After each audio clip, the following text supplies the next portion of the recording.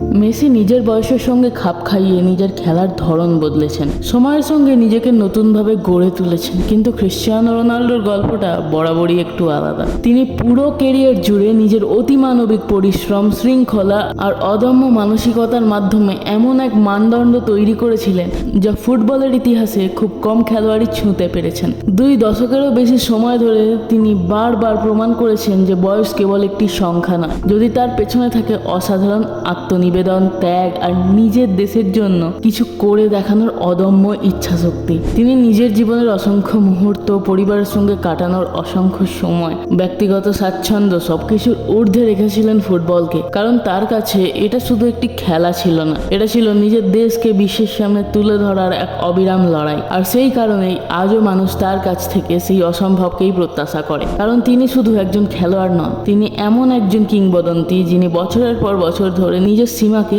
আরো দূরে ঠেলে দিয়েছেন। আর এই কারণে আজও তিনি যখন মাঠে নামেন, মানুষ সেই পুরনো অলৌকিক মুহূর্তগুলোর অপেক্ষায় থাকে। ম্যাচ শেষ, রেফারির বাঁশি বাজতেই পুরো স্টেডিয়াম জুড়ে নেমে এলো এক অদ্ভুত ভারী নীরবতা, যেন হাজারো মানুষের ভিড়ের মাঝেও কেউ কোনো শব্দ খুঁজে পাচ্ছেন না। ক্রিশ্চিয়ানো রোনাল্ডো একা মাথা নিচু করে ধীরে ধীরে টানেলের দিকে হেঁটে যাচ্ছেন। তার বুক দ্রুত ওঠানামা করছে। 41 বছরের ক্লান্ত শরীরটা হয়তো আজ নিজের শেষ শক্তিটুকু মাঠে রেখে এসেছে। চোখে কোনো অশ্রু নেই, আছে শুধু এক গভীর ভাবনামগ্ন দৃষ্টি। হয়তো তার মাথার ভেতর ঘুরছে অসংখ্য প্রশ্ন। হয়তো তিনি অনুভব করতে পারছেন ফুটবল নামের এই নিষ্ঠুর সুন্দর খেলায় প্রতিটি প্রজন্মই একদিন নতুন অধ্যায় শুরু করে। ড্রেসিং রুমের দরজা খুলে তিনি ভেতরে ঢুকলেন, কিন্তু সেখানে কোনো উল্লাস নেই, কোনো উদযাপন নেই। ব্রুনো ফার্নান্ডেজ, বার্নার্দো সিলভা এবং পর্তুগালের অন্য খেলোয়াড়রা নীরবে নিজেদের বুট খুলছে।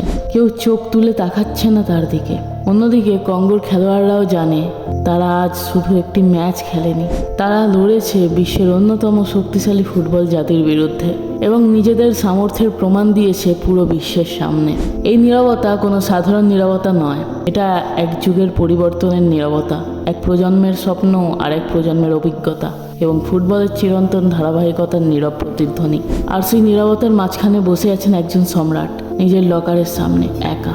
তিনি জানেন ফুটবলের ইতিহাসে কেউ চিরকাল মাঠ শাসন করে না, কিন্তু তিনি এটাও জানেন কিংবদন্তিরা শুধু তাদের বর্তমান দিয়ে বিবেচিত হন না, তাদের বিচার করা হয় তারা কতটা বদলে দিয়েছে খেলাটাকে, কতটা অনুপ্রাণিত করেছে এই পৃথিবীকে, আর কতটা অসম্ভবকে সম্ভব করে দেখিয়েছে।